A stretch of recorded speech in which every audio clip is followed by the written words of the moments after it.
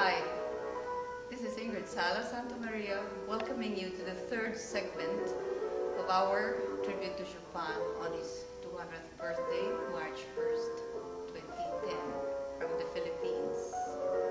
At this point, I would like to introduce you to Ludwig Deppe here.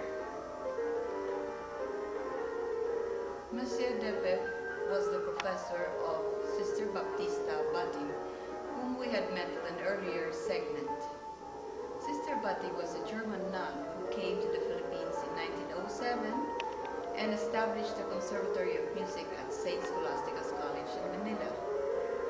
At this college, my mother, Pilar Blanco Sala, spent 8 years, all of her high school and college years, under the tutelage of Sister Baptista Batti. Eventually, my mother established her own school and named it after her teacher and called it the Batti Piano School, from which I graduated. Right here, this is the second theme of the Chopin Sonata in B minor. I would like to share it with you because I feel that beauty of tone and how to interpret Chopin properly with all its refinements came to us in the Philippines via Professor Deppe. This is the second movement.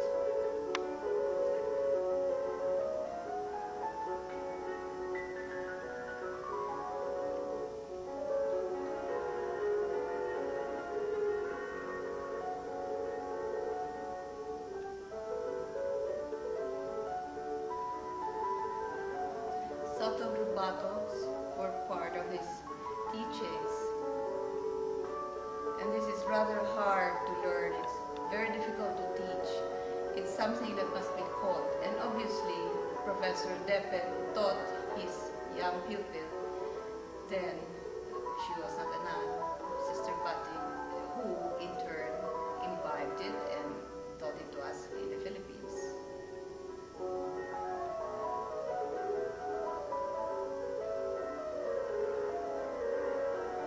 Sister Baptista Batti was a young concert pianist in the late 1800s when Chopin was fresh in Europe. The Romantic period was sweeping all of Europe, and Chopin, Liszt, Brahms, Mendelssohn, Schumann, and all the great ones of the Romantic period were all contemporaries and shared in each other's music.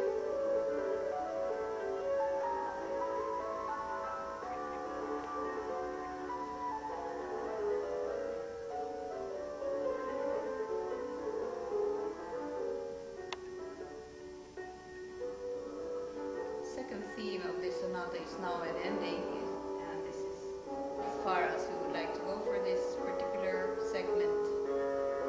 Prior to starting to play a portion of the final movement of this sonata in B minor, I would like to here acknowledge 3 teachers in my later life.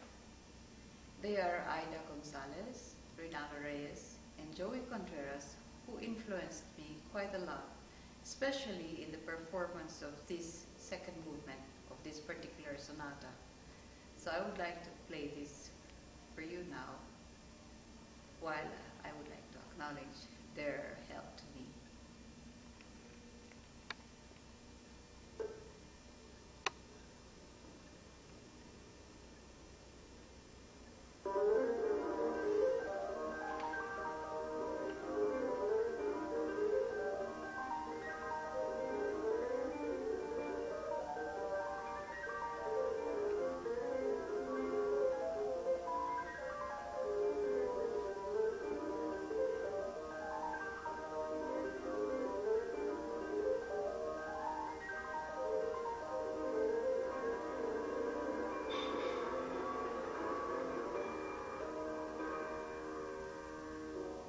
One of the most important things that I remember being taught by my mother was the use of weight in tone production. Weight from the torso, weight from the shoulders, from the chest, down to the arms, the forearms, down to the hands, in order to produce a big, beautiful tone without being very harsh.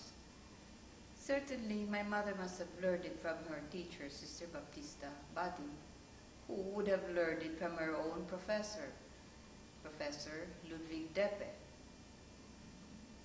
Deppe learned from the great Franz Liszt himself. And we are very excited about this. We would like to tell you this in our next segment because Franz Liszt and Frédéric Francois Chopin were contemporaries and were the best of friends, both in their personal and professional lives. In the meantime, for our last portion today, we would like to play a part of the final movement of the sonata, which will both show the uses of weight in certain passages and the light feather touch contrastingly in some passages. Here it is.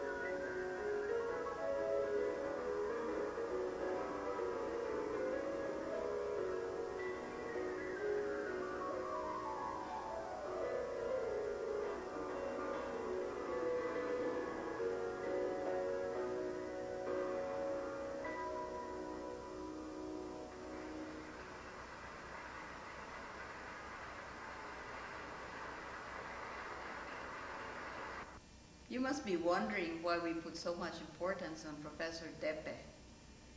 It's because we feel that he gave a lot to his student, Sister Baptista Bati, who gave a lot to all her pupils in the Philippines, who included my mother, who was my teacher. We value everything that we think has come to us by way of Professor Deppe. I think we can safely conclude that Professor Deppe learned what he did also from his professor. If you'd like to know more about that, then please join us on the last segment on this tribute of ours to Chopin on his 200th birthday.